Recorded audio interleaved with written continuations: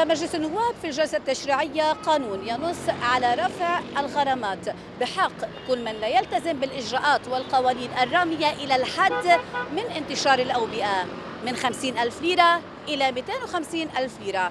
فماذا في التفاصيل؟ لأن الوضع لم يعد يحتمل الإصابات في ازدياد متصاعد وقسم كبير من المواطنين في حالة عدم اكتراث. ليه مش حاطة كمامة؟ مشان أنشر الوباء، مشان أنشر الوباء. مش حاطة الكمامة كرمال تنشر الوباء؟ ليه؟ مثل هذا الاستهتار دفع بمجلس النواب إلى اتخاذ هذا القرار، ومن النائب فادي عليمة نطلع على التفاصيل. بالاقتراح القانوني المعجل مكرر انه نقدر نحط جزء على الناس اللي ما عم تلزم بالتعليمات اللي لها علاقه بموضوع انتشار الوباء واللي هي عم تتسبب اصلا بانتشار الوباء. للاسف على الارض اليوم في ناس ما عندهم الاهتمام وبنوا جديين وعم يتسببوا باذى وبعدوى لكثير ناس غيرهم اليوم بالمجتمع. يعني مثلا حدا حاسس بعوارض معينه ما قرر يعمل PCR ومصر انه هو بيعتبر حاله جريب عادي وقرر يروح اليوم يخالط ناس بمطعم او بمكان بلقاء اجتماعي. هيدا انسان ما عنده المسؤوليه وعم بيعرض غيره للخطر. في ايام عنده بيجي دور انه يروح يتلقح مثلا ما بيروح يتلقح، لا بيتسجل على المنصه او لو اجى دوره وتسجل ما بيروح بياخذ اللقاح. او مثل هلا في كثير باعمار معينه وفئات معينه عم بيطلبوا منهم يروحوا يسجلوا حالهم لياخذوا اللقاح الثالث.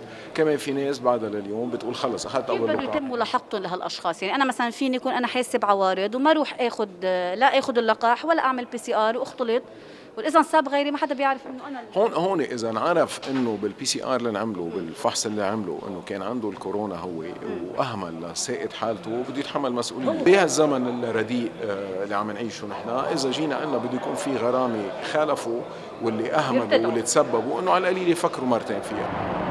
والى الشارع للوقوف على رده فعل المواطنين. 250 مليون قليله كمان، هذا عمليه يأذي الشعب بكامله. هذا المفروض يصير. صحة العالم والشعب مش ملك أبوه. يدفعون غرامة اللي ما بيطاعي. الإنسان ما بيعمل الشغل منيح إلا ليدفع. يعني في عنا ماراثون السبت والأحد 11 و12 الشهر بكل لبنان مفتوح من 12 سنة وما فوق لأخذ اللقاح. بتشجع؟ ايه بتشجع انه اخذ اللقاح. ايه ليه؟ ليش؟ بحمي حالي لانه الواحد صار ما بيخاف من حاله، ما بيخاف من المجتمع اللي حواليه. هلا نحن مملقحين ايه وعنا امان باذن الله، امان بالله، فهيك بمتنا. انا ما عم بحط كمان لو ملقح، لا، حمايه لازم تكون مجتمعيه. اكيد مهم الماراثون، مهم اللقاح، اكيد مهم. ليه لهلا بعدك مش اخذه؟ والله ما نعرف، كنا فزعانين اللقاح يعمل شيء. كنت بدي اجرب بمرتي قبل عشان تصير سنتين وبعدين اجرب انا. بسجل بروح، ايه ليش لا؟ تعال.